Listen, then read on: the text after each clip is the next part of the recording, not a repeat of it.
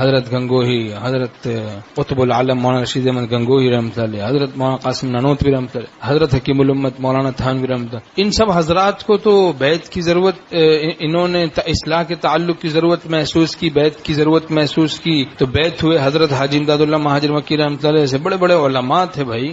آج کل ہم لوگ کہتے ہیں کہ ہمیں ضرورت نہیں ہے، بس ماشاءاللہ ہمیں اچھے خاصی معلومات تو ہے، اپنی معلومات پہ عمل کر کے ہم کامل ہو جائیں گے۔ حضرت تھانوی رحمۃ اللہ فرماتے ہیں ہم نے اپنے علم کو اور اپنی سمجھ کو اپنی اصلاح کے لیے کافی نہیں سمجھا، اپنی کل حالت اپنے مشائخ سے عرض کی، جو انہوں نے تجویز کیا اس کو اختیار کیا۔ فنا فی اللہ کی تہ میں بقا کا راز مضمر ہے، جسے مرنا نہیں آتا اسے جینا نہیں آتا۔ اللہ پر مرنا نہیں آتا، اللہ پر مرنا سیکھا نہیں تو اس کو دنیا میں جینا آتا ہی نہیں، اس کو دنیا میں جینا آتا ہی نہیں۔ آج کل طلب ہوتی چلو بھر کی، وہ پیمائش کرتے ہیں دریاؤں کی، سمندروں کی۔ ایک ذرے نے کہا پہاڑ سے کہ میں تجھ کو تولوں گا، پہاڑ نے کہا جب تو تولے گا نا اپنے ترازو میں تو نہ تو رہے گا نہ تیرا ترازو رہے گا، کیونکہ ذرے کا ترازو کتنا بڑا ہوگا تو پہاڑ کو تولے گا۔ ایسے ہی ہم لوگ اولیاء اللہ میں تقابل کرتے ہیں، ان میں جناب اور موازنہ کر رہے ہیں۔ ارے بھائی اپنی طلب دیکھیں، اپنی پیاس کو بجھا لو مناسب جگہ سے، جہاں دل ملتا ہے مناسبت ہے وہاں سے پیاس کو بجھا لو، اصلاح کرا لو، با اللہ کو پالو، سکون سے جیو۔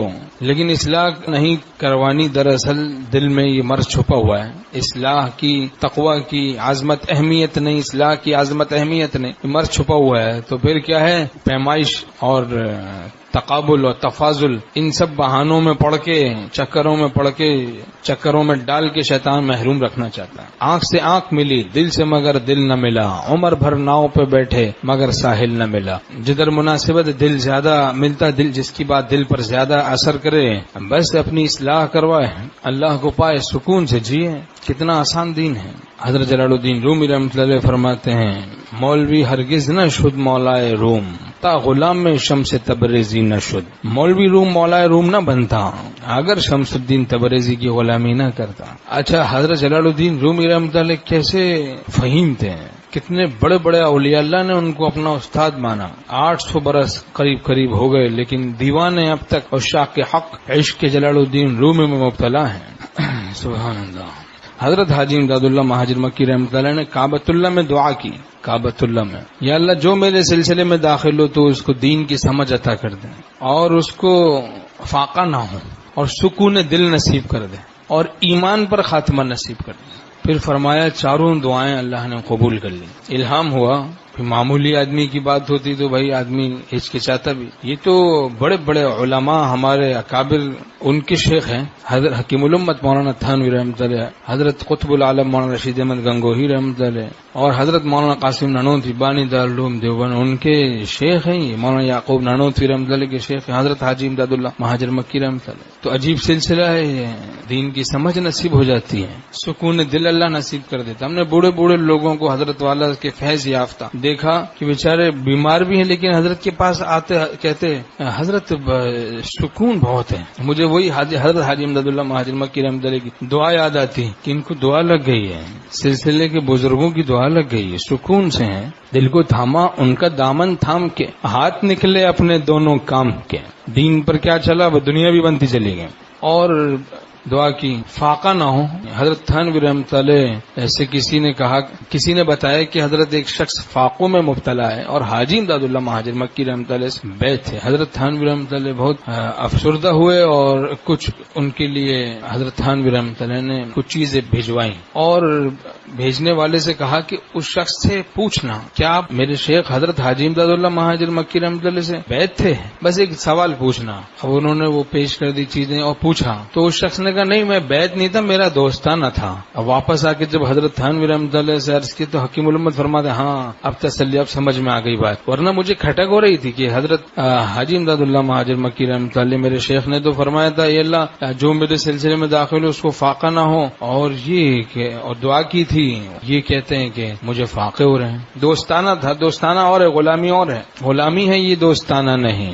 پیر بے تکلف ہو جائے ساتھ میں بالکل، تو کم ظرف مریدین وہ دوستانہ میں مبتلا ہو جاتے ہیں. دوستانہ مطلب ایسی بے تکلفی جو کہ بے ادبی کے درجے میں پہنچ جاتی ہے، تو وہاں اس حد کو پار کر جاتے ہیں. وہ ازراہ تواضع، اس کو ہوش نہیں رہا، ان کو بھی ہوش نہیں رہا، یا وہ اپنے کو بدماش نمبر 1 سمجھ رہا ہے تو پیر کی اتباع میں سارے مرید بھی اس کو بدماش نمبر 1 سمجھ رہے ہیں. واہ بھائی واہ. تو کم ظرفی سے بچنا چاہیے بھائی.